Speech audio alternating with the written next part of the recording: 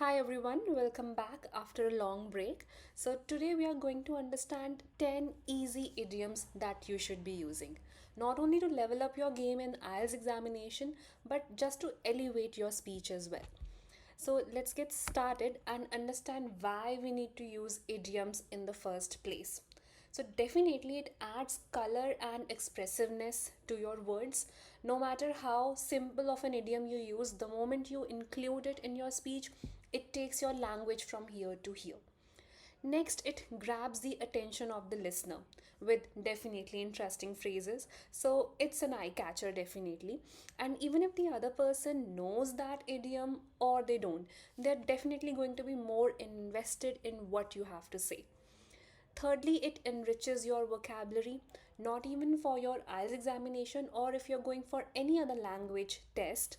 Definitely, it gives a bump up to your vocabulary score. Lastly, it adds more energy and life to your language. And personally, I would say that it adds a bit of element of fun as well when it comes to the English language. So, let's understand the top 10 idioms which are a must have. So the first one is break the ice. You must have heard it before.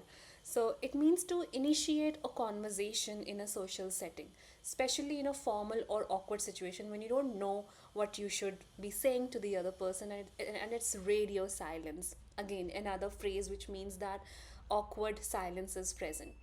So you can use this idiom in a sample sentence as follows, that at the networking event, Sarah tried to break the ice by complimenting the keynote speaker. So definitely she started a conversation or initiated small talk to cover up the awkwardness. The next one is hit the nail on the head. It means to describe exactly what is causing a situation or a problem. When someone just mentions the very thing which was missing or which is prominent in a discussion, then we use hit the nail on the head. For example, Jane hit the nail on the head when she pointed out the flaws in the project's planning. So, definitely, Jane here exhibited something obvious or something evident which needs to be discussed. Let's move to the next ones. So, if I take you here, next is hit the hay. It's personally one of my favorites. It means to go to bed or to go to sleep. I don't know how many times I use it in a conversation, and even when you're talking to someone over call, you can just say, "All right, it's time to hit the hay." So it means to go to sleep. So after a long, sorry, I'll take you back. After a long day at work, Sarah was eager to hit the hay and get a good night's sleep. So this is how we can use it. Next, piece of cake. It sounds delicious, right? But it means something which is very easy to do. For example, shopping is a piece of cake for me sometimes. So, here we have another example that completing the assignment was a piece of cake for the experienced researcher. So, this is how you can use. So, think about it, something which is a piece of cake for you. Next, we have burn the midnight oil. It means to work late into night or early morning hours, something like the 5 a.m. club. So, here we have a sample sentence. The team had to burn the midnight oil to meet the tight deadline. So, if you're a working professional, this is a must have for your corporate meetings. The next one is cost an arm and a leg.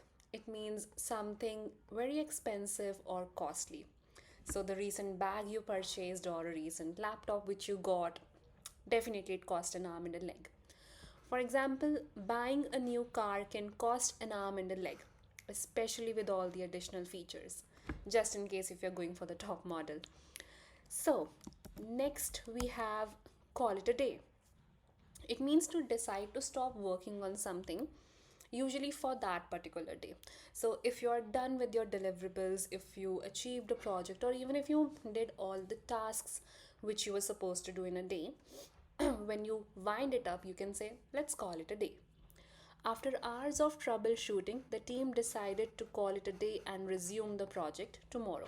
So basically, when you're done for the deeds for the day, you can call it a day. Next, we have spill the beans. It means to reveal a secret or disclose information prematurely. For example, Alex accidentally spilled the beans about the surprise party, ruining the whole plan. Alex. We can even use another idiom here. It means to let the cat out of the bag. It has the same meaning to reveal a secret or disclose any information before genuine time.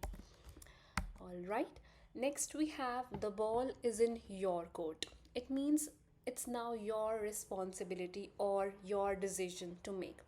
For example, the client liked the proposal and now the ball is in your court to negotiate the terms. When you are held responsible for something and you are the sole owner to create that process or to take on that process. Lastly, bite off more than one can chew. To take on a task that is way too big or attempt something that is beyond one's capacity or capabilities.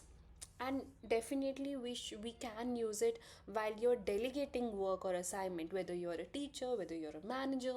When you're giving off work, you can also use this idiom. For example, John realized he had bitten off more than he could chew when he accepted three major projects at the same time. So, John needs to take care of his tasks here. So, this is how you can use these idioms, and definitely these are easy to remember. And what I would say is that these are most of the times you can include these in your speech because our day to day tasks revolve around them.